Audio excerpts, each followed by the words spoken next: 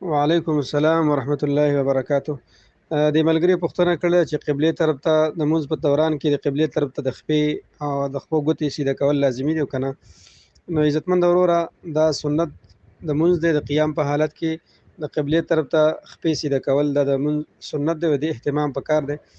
لکه د مفتي تقي عثماني صاحب حفظه الله د هغه کتاب نماز سنت کې مطابق پړي، په هغې کې دا وضاحت دی. د یوه خبره ورسره لازمي ذهن کې کېنوئ چې دا سنت د نارینه او زنانه او دواړو دپاره دی. دا یوازې د نارینه او دپاره نه دی، بلکې نارینه او زنانه او دواړو دپاره دی. حدیث کې د سنن نسائی حدیث دی، باب افتتاح الصلات. هلته د ابا حمید الساعدي رضی الله تعالی عنه روایت دی چې رسول الله صلی الله علیه وسلم به د استقبال د قبلې اهتمام کاوه.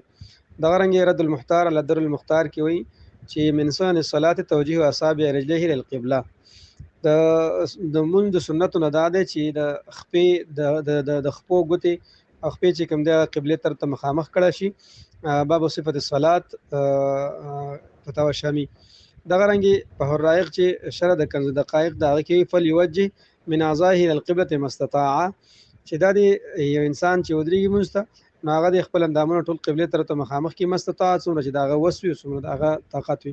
نو اهتمام پکار دی او سنت د مونځ دی د قیام په حالت کې د خپو ګوتې او خپې مخامخ کول سیده کول قبلې طرف ته. عام طور باندې د کوتاهۍ د وجې نه یا د لاپرواهۍ د وجې نه د چا خپې یو طرف ته کږي، چا خپې بل طرف ته کږي. نو دې وجې نه اهتمام وکړئ چې د قبلې طرف ته خپې وي او دا سنت د مونځ دی. والله اعلم بالصواب. جزاک الله خیر.